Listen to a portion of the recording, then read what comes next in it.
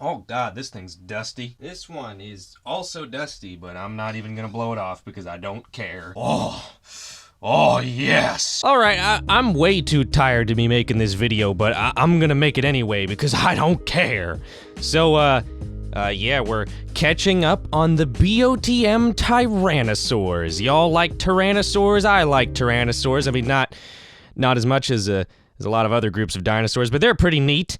So in this video, we are going to be taking a look at the beasts of the Mesozoic, 1/35th scale, Kickstarter exclusive Walking with Dinosaurs Tyrannosaurus Rex, the 1/18th scale Yutyrannus huali, and the 1/18th scale Qianzhousaurus, whatever the species name is. And yeah, let's just start with the Walking with Rex because I have the least to say about it. So we already reviewed the standard release. Oh god, there's cobwebs on him. We already reviewed the standard release 1/35th scale Tyrannosaurus from Beasts of the Mesozoic, the red one. And so I'm not gonna talk about any of the stuff we already covered there because this is the exact same figure just with different paint, obviously. But in terms of the paint and the coloration, you know, I really like the way this figure looks. It's very simple. It doesn't have that many colors on it, and it's not as vibrant or as brightly colored as most of my favorite BotM figures. It's a little on the dark and muted side, but it does make really good use of contrast, particularly along the tail with all this lighter tan coming up here, and then you have this very dark, kind of charcoaly, grayish, brownish color, and yeah, it has a surprising amount of shelf presence because of that contrast between dark and light. It's very simple in terms of the colors, but it has a nice just pop to it that I like. I also really dig these little speckly patterns here. I think I talked about this in my review of the Torosaurus and Utaceratops, but personally, I love seeing like dots and freckles and little patterns like that on dinosaur figures. I feel like spots are a very underutilized sort of pattern, so I like these little things. They're very unique and cool. You also got some nice orange eyes that kind of contrast the palette very nicely, and this extremely red mouth interior, which is actually pretty cool. And so yeah, in general, I mean, the biggest compliment I have for this figure is that it makes a really terrible design look good, because I gotta be honest, man, that Walking with Dinosaurs T-Rex is ugly as sin. But this figure looks great, and it even makes the colors look great. And I think it goes to show that the colors were never really bad to begin with. They're just on a really bad CGI model in Walking with Dinosaurs that just kind of ruins them. So yeah, the only other thing I have to say about this figure, the only sort of functional difference between this one and the standard release is that for whatever reason, the foot pegs don't work quite as well on this. I don't have the standing legs on right now, so there's no peg holes. But yeah, if you were gonna use the standing legs, the foot pegs on this one are definitely a little looser and not quite as reliable as the Red Rex. My copy isn't too bad, like they still work. Some people's copies are a lot worse from what I hear, but yeah, just something to keep in mind, not that this figure is available anyway. Oh, also, oh crap. Where is it? Oh, why is it the one base I don't see in here? This is where oh, there it is. No, the drawer is broken. Okay, anyhow.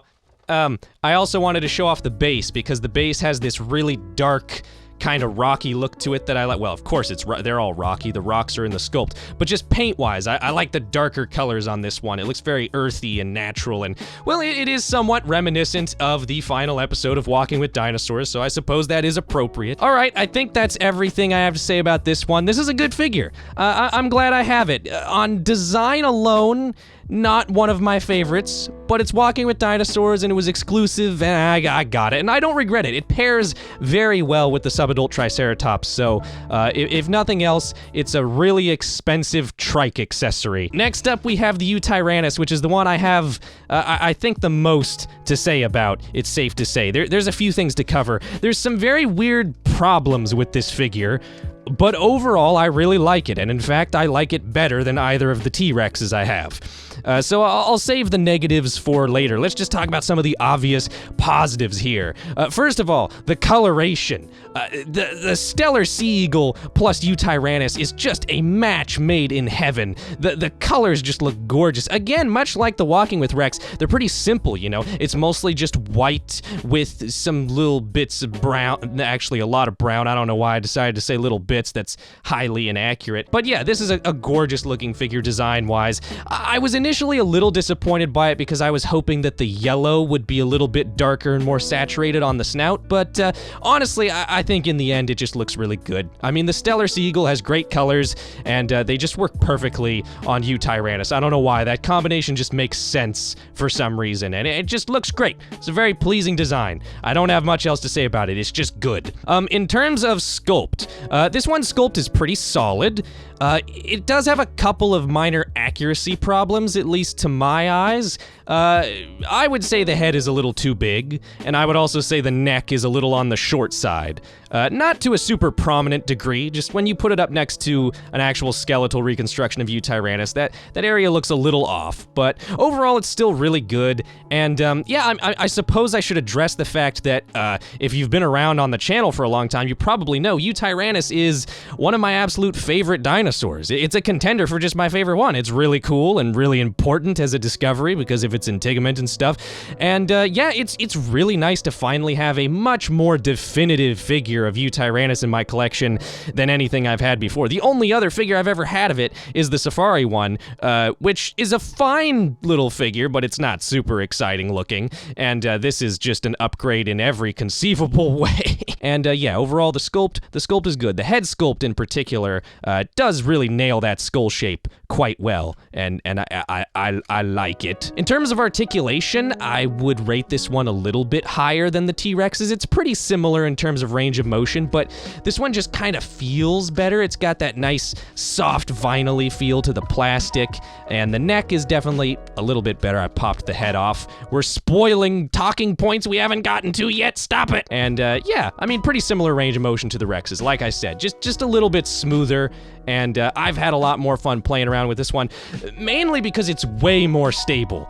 Probably just because Yutyrannus is, you know, a much more reasonably proportioned animal than T-Rex. I mean, T-Rex is crazy front heavy, it has a massive head, and Yutyrannus just balances a lot easier. In fact, I wonder if, could I potentially, that's not gonna happen, whatever.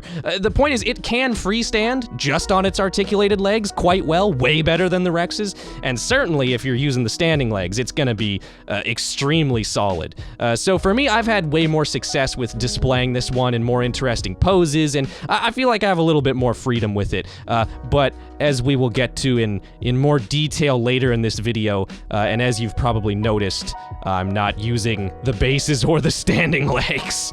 But yeah, so anyhow, stability still has the same general limitations as any of the figures that use the standing legs, but to a slightly less, like, hindering degree as the Rex's. Now, on to the negatives that I have for this figure, and there's only a couple, but they're kind of unfortunate. First of all, this one's fairly, like, straightforward. There's some joint popping issues on my copy. The tail pops off incredibly easily, and I'll try to, like, get some B-roll to show it, but I think it's mainly due to these massive, like, well, there's not even that big, just these little knobs on the side of the ball joint, which I assume are there to add friction, you know, to make the joint more solid and more stable, and that's good, but maybe they're a little too big, because when you're moving around the tail, at least on my copy, I can feel the exact point where the socket catches on those knobs and just comes out. So that's a little unfortunate. It's not too hard to work around though. I mean, it's not a huge deal. And then, yeah, as you saw earlier, the neck also likes to pop out fairly easily. Yeah, I can work around them. It's not too bad. It's just a little annoying, and I guess it was my time to finally get a BOTM figure with joint popping problems, because it's never really happened to me, and it does happen occasionally. Now, the bigger issue with this figure, I mean, actually, in some ways, this is the smaller issue, but this is the weirder, more interesting issue, so stick around. So you might say to yourself, you know, the range of motion on the neck there, BionicleSaurus, looks pretty decent. Not great, it still has has the neck sleeve, which definitely hinders it. I don't hate these neck sleeves as much as most people do, but I'll be the first one to admit they're not ideal. And, overall, though, it looks better than the T-Rex's, and it is, but not out of the box. When you unbox your beasts of the Mesozoic Yutyrannus, the head and the neck sleeve will be glued together. For some reason, this is one of the weirder design decisions on any BOTM figure I can think of. And I do have a hypothesis as to why it might be the case. Now, the good news is it's very easy to solve. When you first get them out, the pieces will literally be glued together, they'll be fused as one, and the range of motion will be terrible. I mean, you'll essentially not have a working head joint. But you can break it on purpose. I'm being serious, though. I highly recommend it. You do end up with a little bit of excess glue on the top of the head, but that's a minor little problem. You barely even notice it, and the range of motion is significantly improved by doing that. So I instantly broke the two pieces apart, and it was pretty easy to do. I just pried them apart with my fingers. You might need a little, butter knife or something to get in there, who knows, but whatever. Point is, it's not too difficult. Of course, it is your decision. You don't have to break your expensive BOTM Yutyrannus on purpose if you don't want to. I just, I think it was worth the cost, but that's just me. And if there's any doubt in your mind that the glue maybe was an accident, no, it was clearly intentional, because as you can see, there's this massive square peg on the back of the head, which slots into a big old square peg hole in the inside of the neck sleeve. So yeah, no, they're supposed to be just together. So my hypothesis is that this was an attempt to hide this gap. As you can see, there is a bit of a gap there when you move the head down, and it doesn't look great, right? And so maybe gluing the pieces together was an attempt to hide that gap, so you just couldn't move it that way to begin with. But if that is the case, I have to say that is a bit of an overreaction, a bit of an overcorrection. I think it's safe to say. Now, the good news is that none of the other figures of this body size have this, and in fact, the Yutyrannus, the Bestachieversur, and the Dryptosaurus all have vastly improved neck designs compared to this one, which is great, but it just leaves this one feeling like a weird anomaly. So that about covers the Yutyrannus. We will talk more about stability.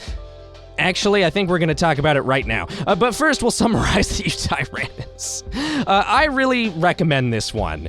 It has a couple weird quirks, but I think it works really, really well, and it just looks great. And those little problems are ones that I can either overlook or, again, solve very easily on my own. And certainly if you like Yutyrannus, I mean, just look at the design. I mean, that is just a beautiful Yutyrannus, not just in terms of figures, but just paleo art in general. So yeah, I mean, certainly if you are a big fan of Yutyrannus, I recommend this highly. And just in general, I think it's a really good one.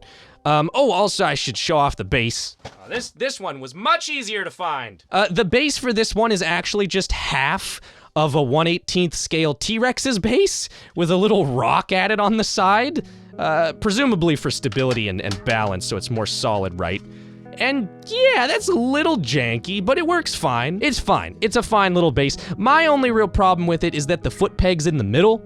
I kind of wish it was off to one side, because when I was still using the base for this figure, sometimes it was a little awkward finding space for both feet. And I know a lot of people end up displaying it with like 1 foot on and 1 foot off the base. So maybe if the base was a little bigger, or if the peg was off to one end, I think that would help with that. But points for the size of the peg, though. This peg is way, way bigger than the foot pegs for the 1/35th scale Rexes. Even though this figure isn't that much larger than them, I mean, you can see it is bigger, but not that much. But its foot peg is like 5 times the width of theirs, and that really paid off. The chunky foot peg was a good decision. It just feels a lot more reliable. Okay, let's talk about stability. We'll get to you. But we're not going to talk about that one just yet. We're going to focus on the Tyrannosaurs that rely on the standing legs and the foot pegs and the bases and all that. The standing legs are really the unique feature, and I'll say the positives first, just to butter you up a little bit. I love David Silva's vision for the standing legs. They're very unique. They're a cool way of creating the illusion of freestanding and of just creating actual reliable freestanding, because you don't even need the base. If you have both standing legs on, I mean, these things are super solid, right? So they're cool for that, and they do serve their intended purpose well. I mean, the standing legs do feel very stable, but my problem with them is and always has been that they are very limiting. Because, hold on, I guess I should probably have some out to show you. Obviously, the standing legs are these things, right? They're just a solid piece of plastic, which is great for stability, but you can't pose it at all. And that's the point. It's supposed to be solid. It's not supposed to be posable. The only joint is in the knee. It's by design. I get it. And again, it works well for its intended purpose. Like, these things are rock solid. But the fact that you can't reliably display your Tyrannosaurs in certainly not running poses. Anything where one foot is off the ground is out of the question. A single standing leg is not gonna hold it. It's gonna warp if you try to leave it in a one-footed pose for an extended period of time. I literally showed this off in real time in my Red Rex review. I actually experimented and left it on one leg, on just its standing leg. And yeah, it warped. The inner toe started bending and the whole leg started bending. And so obviously you can't do that, but even like just a walking pose is pretty hard to do, because really any pose where the weight is not being evenly distributed, this thing's gonna start to warp. And warping is an issue that I never thought I would have to worry about with BOTM figures. For any fellow dinosaur collectors, I'm sure you all know that the bane of any dinosaur figure collector's existence is warping. We all know the pain of that theropod figure that used to stand up, and then there was a hot summer and it kind of bent over, and now it doesn't stand anymore, and it's tragic! And BOTM, I never had to worry about that, because with jointed, articulated figures, warping is just usually not much of a problem. The joints kind of throw off the support for the figure's weight, and just, you know, warping usually isn't something you have to worry about. Now I have to worry about it because we have a big, solid, unarticulated piece. I'm rambling on. The point is, sometimes the simplest solution is the best one. I have been displaying my BOTM Tyrannosaurs on third-party stands. No bases and no standing legs, just both the articulated legs. And I have to say, this has been working extremely well. Now, a lot of people like the standing legs, and that's fine. If you don't care about leaving your figure in a stiff, you know, T pose, if that doesn't bother you and all you care about is just that it can stand up on its own without any extra support, then great, the standing legs work for that. For me though, man, these are articulated figures. The whole point of them in my eyes is that I can pose them however I want, and you can pose these figures however you want, but with what you get out of the box, you can't really leave them in terribly interesting poses for extended periods of time, certainly not for long-term display, right? And so for me, I need this. I need the extra support, and it's working great. I mean, yeah, you can see how solid they are. This one has been in a one-footed pose on an articulated leg. And how did I think I had it like this. Yeah, it's standing on the base. And it's been fine. It's been like this for months. So anyhow, yeah, that's what's been working for me. I finally feel like I'm actually getting what I wanted out of these figures, personally. That's where I'm at. And so I'm good with this stuff, especially because David Silva is already drastically improving his methods of getting theropods to stand up with Cyberzoic. We don't know exactly what the system of stability is going to look like, but we've seen some early prototypes for some new stand arms. We've heard that, at least for the Allosaurus, standing legs are not even confirmed. And if he does add in standing legs again, I don't have a problem with that. Again, people like them. And they're cool because you can make the thing just freestand on its own. Like, the standing legs are neat for what they do. If he continues to include them, that's fine. But they need to be an extra option, because in my humble opinion, they're just really limiting as the only option. And further proof of this is my favorite BOTM Tyrannosaur, by far out of the ones I have gotten at this point in time, the Qianzhousaurus sinensis. First of all, the color. No, we'll get to the colors later. Oh god, oh, it's so good. It's so pretty. This figure is just an absolute beauty. But beyond that, this body size, the one it shares with the Electrosaurus, the Teratophonius, and the juvenile T-Rex, this works so much better. There's no standing legs, there are foot pegs, and there's also a proper posing rod, stand arm, whatever you want to call it. And let me tell you, man, having an actual stand and foot pegs together, this is just fantastic. This thing feels so solid. It's combining the powers of the Raptor series and the Tyrannosaurus series together, and you end up with something that just feels so just limitless in terms of what you can do with it. Obviously, it's not literally limitless, right? But you have a lot more freedom with this figure than this one, at least with what you get out of the box with that one. With a stand, oh god, I knocked the camera all around. With a stand, you know, they're about even. But in terms of what you get out of the box for your money, this is easily the best body size I've messed with. I've also heard really good things about the little guys, little Guanlong and stuff, but I don't have any of that size, so I can't really speak to that directly. Of the Tyrannosaurs I have thus far, this one is the most satisfactory, because it has actual support, and it doesn't rely on big solid legs that can warp. Okay, let's talk about this Qianzhousaurus specifically, not just this body size, but this particular figure. Why did I get this instead of the juvenile Rex or the Teratophonius? Well, those are pretty good figures as well. Actually, the Teratophonius is really good. The Teratophonius I almost bought. I kind of have guilt over not getting it, not gonna lie. But regardless, this is easily my favorite of this body size out of what's available right now. The Electrosaurus is actually my favorite, but that's not out yet, so we'll worry about that later. This figure is beautiful. In terms of sculpt, this whole body is really well sculpted. This is probably one of my favorite hand-sculpted bodies from David Silva to date out of all the BOTM stuff we've gotten. And the head sculpt on this figure just nails the skull shape of Qianzhousaurus perfectly. It looks so good. And the colors! I mean, it's no secret at this point. I love the bright colors, and generally, the colors tend to be the first thing I look at with BOTM figures. The colors are usually the #1 motivator for which figures I get out of the series, and I mean, look at this. Oh! Now, for the most part, this is a pretty normal palette of colors for BOTM. You've got black, brown, some red and orange, all that warm, earthy stuff. But then you just have this electric blue just cutting through the middle of the body. Oh, it looks so sick. It pops out on the shelf so well, and I just love it. This whole figure has such a vibe to it. I'll be the first one to admit it's not necessarily the most naturalistic looking color scheme ever, although it is based somewhat faithfully on this cool looking crate, I think. But anyhow, regardless, I digress. This figure just has like an atmosphere to the way it looks. It looks like a synth-wavy sunset or something. It's so cool. This is easily the most hyped I've been over any of the Tyrannosaurs so far. The Yutyrannus was cool, but I knew I was getting a figure with standing legs. I knew I was getting a figure I was gonna have to kind of fight with and figure out what would work.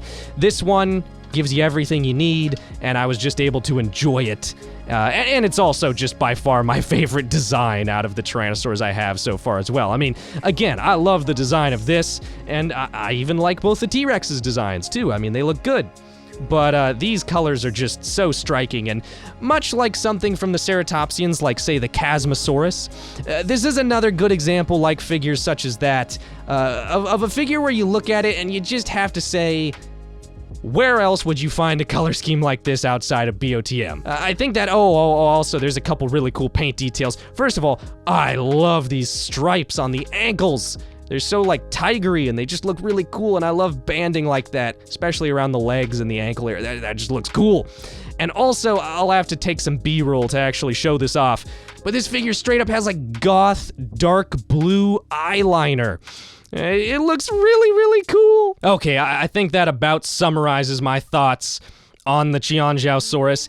If you are even remotely interested in this one, I cannot recommend it enough. That about summarizes this video, I think. That about covers everything I wanted to talk about. And yeah, these are 3 figures I really like. Obviously, I named this video The Good, the Bad, and the Ugly. Which is unfair and kinda clickbait, because it's really more like the good, the better, and the great. This is a pretty wide range of different types of figures from the BOTM Tyrannosaurus series, and I think this grouping encapsulates my thoughts pretty well. We have a figure that really struggles to balance, a figure that you can work with a little bit better, but ultimately both these figures, in my opinion, require third-party items to make them work as well as I want them to. And then we have one that gives you everything you need out of the box.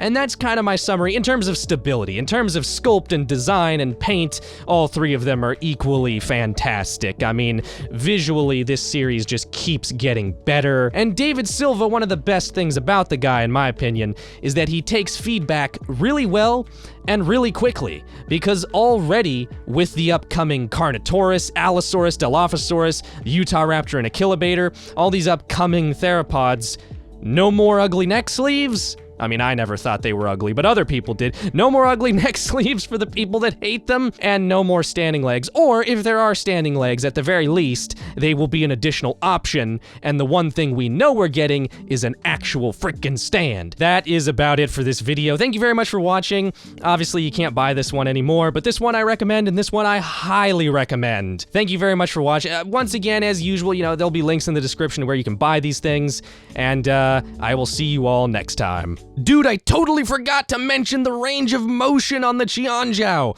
Okay, so this one in general has the best range of motion out of the Tyrannosaurs I have thus far. Probably mostly due to the fact that this one is more gracile and more lightly built, so the joints just have a lot more room to kind of move around.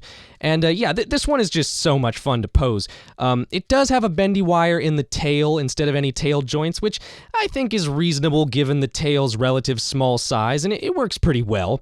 But the main exciting point of articulation is the neck, because this one doesn't have a neck sleeve. I forgot to mention, but it has a normal, you know, neck like the Ceratopsians would, with a full solid piece and 2 double ball joints. And oh man, the downwards isn't amazing, but the side to side is really good. The side to side sort of tilt and like you can make him cock his head quite far. And then the main attraction is the upwards motion. Look at him go! He can howl at the moon!